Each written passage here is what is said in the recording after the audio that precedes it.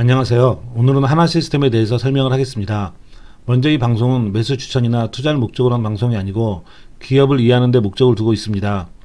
만약 투자를 하실 경우에는 스스로 다시 한번 확인해 보시고 판단하시길 바랍니다.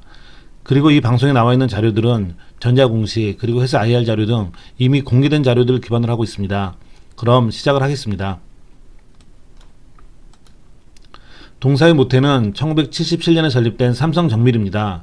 하나그룹이 2015년에 삼성정밀을 인수했고 이후 2016년 10월 지금의 하나시스템으로 사명을 변경했습니다. 그리고 1992년 설립된 하나그룹의 SI 업체인 하나SNC를 지난 2018년 8월에 흡수합병을 했습니다. 결국 이 두 회사가 합병을 하면서 주력 사업도 두 개가 되었는데요. 삼성정밀 모태가 된 방산사업과 하나그룹 내 SI 기업인 ICT 사업입니다. 그리고 신규 사업으로 최근에 UAM과 위성통신 안테나 시장에 진입을 했습니다. 동사는 신규 사업 진출을 위해 지난 2020년 1월에 미국 오버에어 지분 14%를 인수했고 2020년 6월에는 영국 위성 안테나 기업인 페이저 솔루션의 지분을 100% 인수해서 하나의 페이저를 설립했습니다. 또한 2020년 12월에는 미국 위성 안테나 기업인 카이메타 지분 9%를 투자했습니다.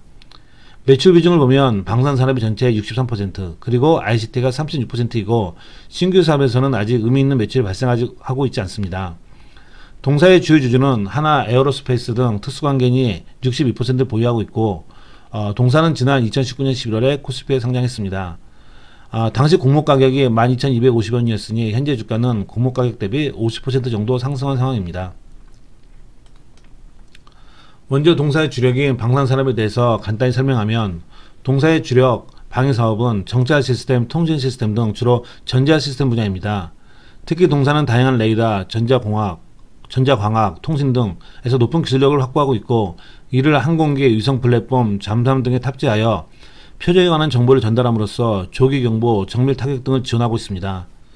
주요 핵심 사업은 군사용 정찰위성, 중고도 무인기, 초소형 정찰위성, 한국형 전투기 등 다양한 사업에 참여하고 있습니다. 그리고 방산산업의 주요 고객은 정부이다 보니 정부 국방비 예산이 중요한데요. 여기에 대해서는 뒤에서 설명하겠습니다. 정부 국방비에 대해서 설명하면 국방 예산은 크게 방위력 개선비와 전력 운영비로 구분할 수 있습니다. 방위력 개선비는 통신, 화력, 항공기 등 무기에 대한 예산이고 전력 운영비는 주로 인건비, 급식, 피복, 훈련 등에 소요된 예산입니다. 그러면서 보다시피 전쟁 패러다임은 과거 지상군 등 병력 중심에서 이미 항공과 사이버 등으로 확대되고 있고 이에 따라 정부도 병력 관련 투자보다는 첨단 무기 투자로 전환되고 있습니다. 따라서 국방 예산이 방산 업체와 연관이 있는 방위력 개선비 중심으로 예산이 확대되고 있다고 볼 수 있습니다. 국방부가 발표한 2021년 국방부 예산을 보면 전체적으로 전년 대비 6% 증가한 53조 원으로 전망되고 있고 이 중에서 방위력 개선비는 2.4% 증가한 17조 원 그리고 전력 운영비는 7.8% 증가한 36조 원으로 전망되고 있습니다. 2021년만 보면 전력 운영비 증가율이 높으나 2022년 이후부터는 방위력 개선비 중심으로 증가할 것으로 보여지고 있습니다. 표에 보이는 것처럼 2021년부터 2025년까지의 국방 중개 계획에 따르면 첨단 무기 증강을 위한 방위력 개선비 증가가 전력 운영비 증가를 크게 넘어설 것으로 보이고 있어서 향후 방산 업체들의 수혜가 예상됩니다. 특히 정부의 국방비는 경제 상황에 큰 영향 없이 진행되기 때문에 타 산업 대비 사업 안정성이 매우 높습니다. 또한 신규 업체들의 시장 진입이 쉽지 않고 과점적 성격이 강해 기존 방산 업체들의 선점 효과는 매우 높습니다. 특히 정부로부터 수주이기 때문에 매출 채권 부실 등의 리스크도 거의 발생하지 않습니다. 다음은 동사의 ICT 사업에 대해서 설명을 하면 크게 IT 아웃소싱과 SI로 나눠볼 수 있는데요. IT 아웃소싱은 고객 요청에 따라 기업의 IT 관련 설비와 인력 등을 관리 및 운영하는 것이고 SI 사업은 고객에게 필요한 IT 시스템을 구축해주는 것으로 보시면 됩니다. 더 간단히 말하면 둘 다 비슷하다고 보시면 되고 기업이 사업을 진행하면서 필요한 IT 관련 투자와 운영을 대행해주는 사업이라고 보시면 됩니다. 고객의 입장에서 보면 회사의 내부 정보들을 IT 아웃소싱 업체에 맡기는 것이기 때문에 외부 기업에 아웃소싱하는 것이 부담스러울 수밖에 없습니다. 그러다 보니 국내 대부분의 그룹사들은 IT 아웃소싱을 그룹 내 관계사에 맡기는 것이 일반화되어 있습니다. 따라서 동사도 대부분의 매출이 하나 그룹 관계사로부터 매출이 발생하고 있고 매출액은 그룹사의 IT 투자 규모에 따라 달라질 수 있습니다. 하나그룹은 재계 7위이고 금융, 제조 등 다양한 분야의 관계사들이 있습니다. 기업들의 IT 투자가 기업 경쟁력과 직결된다는 점에서 하나그룹 관계사들의 IT 투자는 꾸준히 증가할 것으로 보여집니다. 따라서 동사 ICT 사업의 안정성과 성장 가능성은 높아 보입니다. 다음은 동사의 신규 사업에 대해서 설명하겠습니다. 동사는 신규 사업으로 새롭게 부각되고 있는 UAM과 위성통신 안테나 시장에 진입했는데요. UAM은 도시의 심각한 교통 문제를 해결하기 위해 소형 항공기를 통해 도심에서 이동할 수 있는 3차원 교통수단입니다.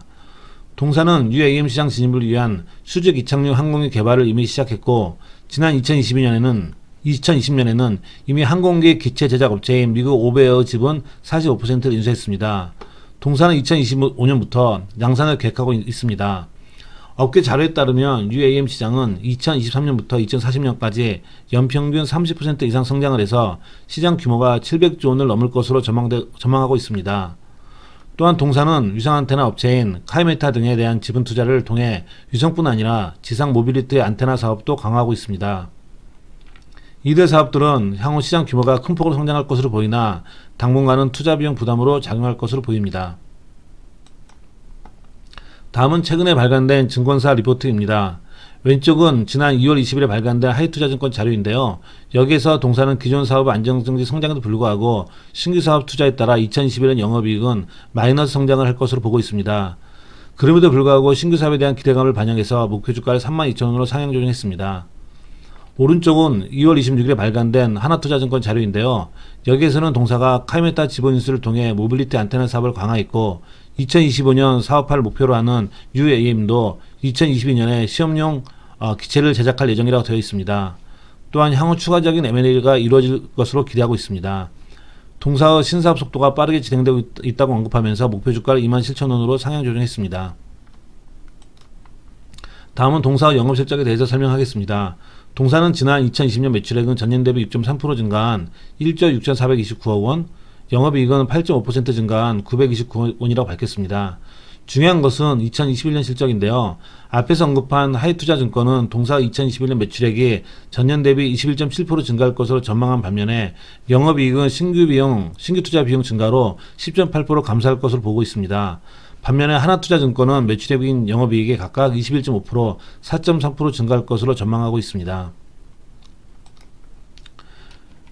내용을 정리하면 동사의 주력 사업인 방위사업은 경기에 거의 영향을 받지 않고 있고, 신규 업체들의 시장 진입 장벽도 매우 높기 때문에 사업 안정성이 매우 높습니다. 또한 ICT 사업도 그룹 내 안정적인 수요처를 확보하고 있어 코로나로 지연되어 있던 IT투자가 회복될 것으로 기대되고 있습니다. 동사의 신규 사업인 UAM과 위성 안테나 사업은 단기적으로 큰 실적을 기대하기 어렵지만 동사의 신규 사업 계획이 매우 구체적이고 향후 시장 규모가 매우 크다는 점에서 장기 성장 모멘텀으로 작용할 것으로 기대됩니다. 따라서 동사의 높은 사업 안정성과 향후 성장 가능성은 높아 보입니다. 그러나 신규 투자에 따라 당분간 비용 증가가 예상되고 신규 사업에서 매출이 본격적으로 발생하기까지는 수년이 걸릴 것으로 보입니다. 또한 앞에서 언급한 두 개의 증권사 전망치 기준으로 보면 2021년 PR이 각각 26.4배, 42.8배에 달하고 있고, 긍정적으로 봐도 올해 PR이 26.4배로 낮지 않습니다. 결론적으로 섣불리 접근하긴 부담스러운 밸류션입니다. 따라서 동사에 대한 투자는 신규 사업의 진행 속도를 보면서 접근하는 것이 좋아 보입니다. 이것으로 기업 설명을 마치겠습니다. 구독과 좋아요는 자료를 작성하는 저에게 큰 힘이 됩니다. 감사합니다.